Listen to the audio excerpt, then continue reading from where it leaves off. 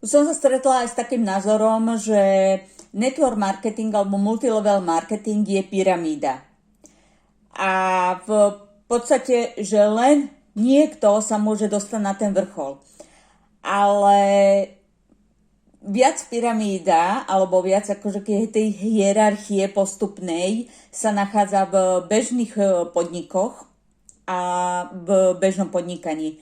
Každý, kto pracuje v nejakej firme, tak pracuje na nejakej pozícii a so svojím vzdelaním, aj keď sa školí každý deň a zvyšuje svoju kvalifikáciu, sa môže dostať len na nejaký určitý post, ale nemôže sa dostať úplne na vrchol.